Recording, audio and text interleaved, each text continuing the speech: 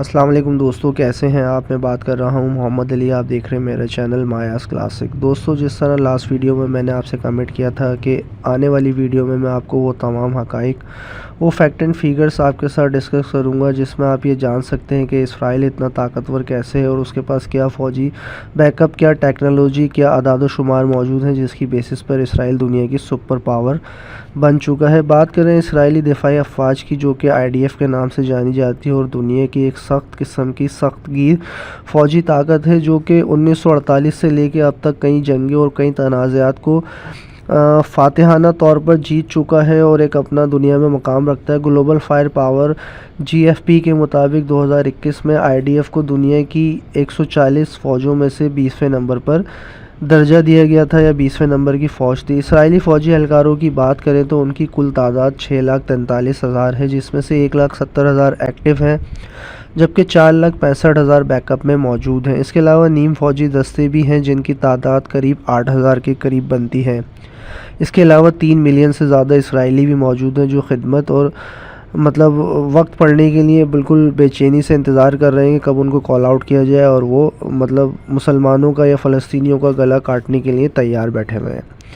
ابتدائی طور پر اسرائیل کو مڈل ایسٹ کنٹریز سے بنیادی طور پر کئی خطرات لاحق تھے، جس کو بعد میں مصر اور اردن نے امن معاہدے کے تحت، اور پھر ٹرمپ دور میں مڈل ایسٹ کنٹریز سے نارمل گلوبلائزیشن معاہدوں کے تحت سائن کر کے یہ تمام خطرات کو اسرائیل کے لیے اور کم کر دیا گیا، اور اسرائیل بنیادی طور پر بیرونی طریقے سے بھی محفوظ ہوتا چلا گیا، اور اس کے جو خدشات اور جو خطرات تھے وہ کافی حد تک کم ہو گئے، یا یوں کہہ لیجئے کہ خطرات اور خدشات ختم ہی ہو گئے۔ 1960 کی دہائی میں اس کو فلسطینی لبرل آرگنائزیشن اور اس قسم کے مسلح گروہوں سے بھی خطرات لاحق تھے، جو بعد میں آگے جا کے سیٹلمنٹ کے طور پر یہ خطرات ختم ہو گئے، اور ان خدشات کو بھی اس نے ختم کر کے اپنی ایک قوت اور طاقت کا ایک پنجہ گاڑ دیا، اور اس نے تمام مڈل ایسٹ کنٹریز کے مڈ میں بیٹھ کے فلسطین پر اس طرح سے قبضہ کیا کہ کسی بھی مڈل ایسٹ کنٹری کو آواز نکالنے کی بھی جرات محسوس نہیں ہوئی۔ اچھا، پھر اس تحریک آزادی کو زور پکڑنے نہ دیا گیا، اور اس کو دبا دیا گیا اس آواز کو۔ پھر 1960s کے کافی عرصے کے بعد حماس اور دیگر فلسطینی اسلامی جہادی تنظیموں نے اس قیادت کو آگے لے کر بڑھے، جو کہ کرنٹلی اسرائیل کی فلسطین کی آزادی کی تحریک کو لیڈ کر رہے ہیں۔ یہ وہ گروہ تھے جو ڈیفرنٹ ٹائمز پر IDF کو ٹف ٹائم دے چکے تھے، اور کافی آپریشنز میں ان کے ساتھ نبرد آزما ہو چکے تھے، جس میں IDF کو بڑے پیمانے پر نقصان بھی اٹھانا پڑا تھا۔ اسرائیلی زمینی افواج کی بات کی جائے تو ان کے پاس 1650 ٹینک ہیں، جن میں اب تک تیار کیے جانے والے سب سے بہترین ٹینکوں میں سے ایک مرکاوا MK234 بھی شامل ہے۔ اس کے علاوہ ان کے پاس 7,500 بختربند گاڑیاں ہیں، جس میں ڈیفرنٹ قسم کی ٹیکنالوجیز ہیں جو ریڈار سے کنٹرول ہوتی ہیں، جس میں ایک ٹرافی نام کے سسٹم بھی لگایا جاتا ہے، جو راکٹ کو لانچ کرنے کے لیے اور کئی ڈیفرنٹ فیچرز کے لیے یہ ویریئنٹ ہوتا ہے۔ اچھا جی، اب آگے بڑھتے ہیں اور جانتے ہیں کہ ان کی فضائیہ کے پاس کیا اعداد و شمار موجود ہیں۔ ان کی فضائیہ کی بات کی جائے تو تقریباً 600 طیارے ہیں، جن میں 241 لڑاکا طیارے انٹرسیپٹرز ہیں۔ لڑاکا طیاروں میں بھی F-15 eagle, F-16 fighting falcon اور F-35 لائٹننگ II شامل ہیں۔ اس کے علاوہ ان کے پاس F-16I صفہ ہے، جو کہ ایک امینڈڈ ویریئنٹ ہے F-16 کا، جو جدید ترین ہتھیاروں کے نظام کو کنٹرول کرتا ہے، ریڈار سسٹم پر کام کرتا ہے، اور وہ تمام چیزیں اس سے کنیکٹڈ ہوتی ہیں۔ اس کے علاوہ ایک انوکھا ہیلمٹ نام کا سسٹم بھی ہے، جو پائلٹ کو صرف نظر کا استعمال کرتے ہوئے دشمن کے طیارے پر ہتھیار لانچ کرنے کی اجازت بھی دیتا ہے۔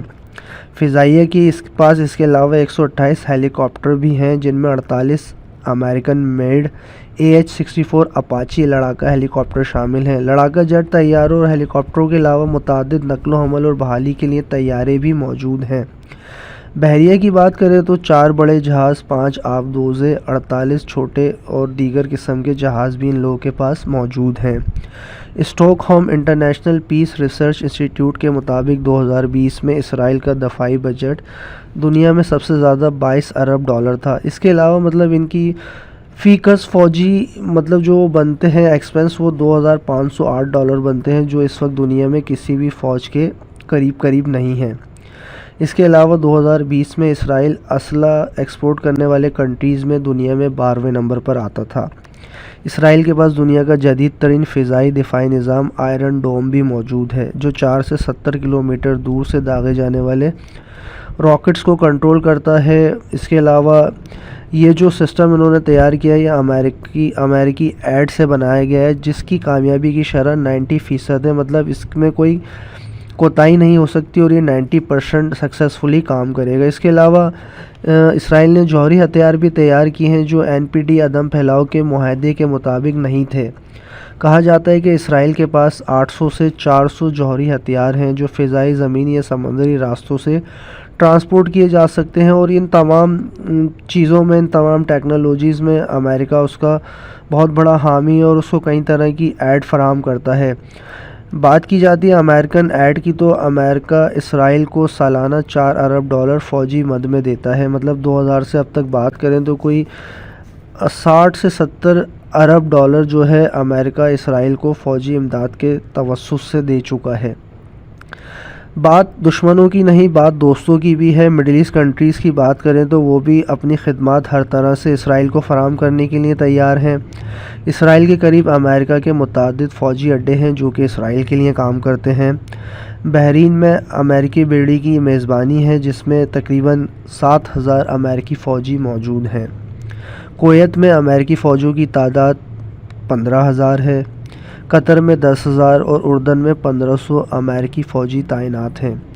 عمان میں ایک فوجی ہوائی اڈہ بھی ہے جس میں سینکڑوں امریکی فوجی بھی موجود ہیں۔ دوستو یہ تو بات ہو گئے ان دوست اور ان مسلم کنٹریز کی جو کہ بنیادی طور پر مسلم ہونے کے ناطے فلسطین کو سپورٹ کرنے کی بجائے وہ بیک اینڈ پہ اسرائیل کے لیے کام کر رہے ہوتے ہیں اور اسرائیل کے ساتھ امن معاہدوں کی داغ بیل ڈالتے ہیں اور اسرائیل کا قیام مڈل ایسٹ میں بڑا آسان کر دیتے ہیں اور اس کی مطلب جو خطرات ہوتے ہیں ان تمام خطرات کو دور بھی کر دیتے ہیں۔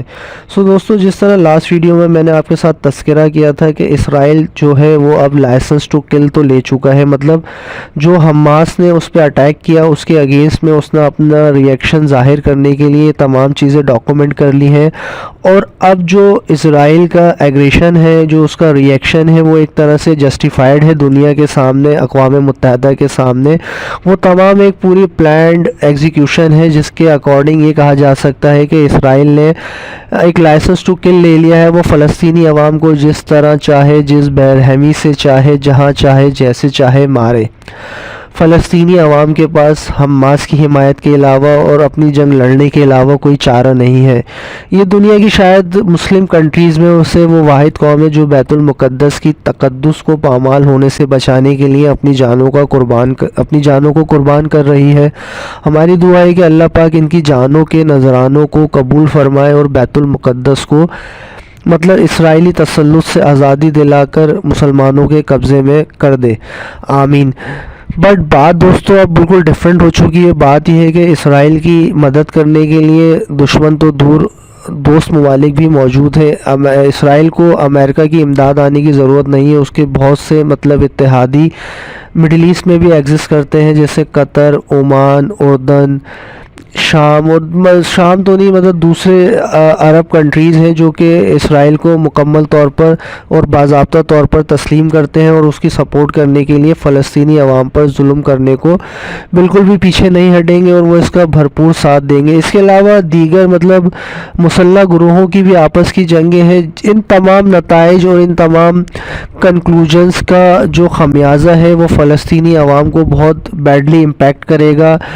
اول تو انہیں ویسے بھی اپنی جان کی مطلب قربانی دینے کے لیے وہ تیار ہیں کیونکہ وہ اپنے اللہ کو راضی کرنا چاہتے ہیں، جبکہ ان کے ساتھ دیگر جو دوست ممالک ہیں ان کے دلوں میں بہت بڑی منافقت ہے۔ وہ ان لوگوں کو ان لوگوں سے مذہب کے نام پر مذہب کارڈ پر کھیل رہے ہوتے ہیں اور دوسرے مطلب بیک اینڈ پہ وہ اسرائیل کی بھی سپورٹ کر رہے ہوتے ہیں اور ساتھ ساتھ اپنے مسلم کنٹریز سے بھی ہمدردی لے رہے ہوتے ہیں۔ دوستو آج کے اعداد و شمار اور آج کے فیکٹ اینڈ فیگرز اور آج کی ویڈیو آپ کو کیسی لگی، ان تمام چیزوں کا اظہار اپنے کمنٹس میں لازمی کیجیے گا۔ ملتے ہیں ایک نئی ویڈیو میں، ایک نئے ویژن، ایک نئے انالیسز، ایک نئے کمپیریزن کے ساتھ۔ بٹ ویڈیو کے آخر میں آپ سے ریکویسٹ ہے کہ فلسطینی عوام کے لیے دعا کریں کہ اللہ پاک ان کا حامی و ناصر ہو۔ Thank you.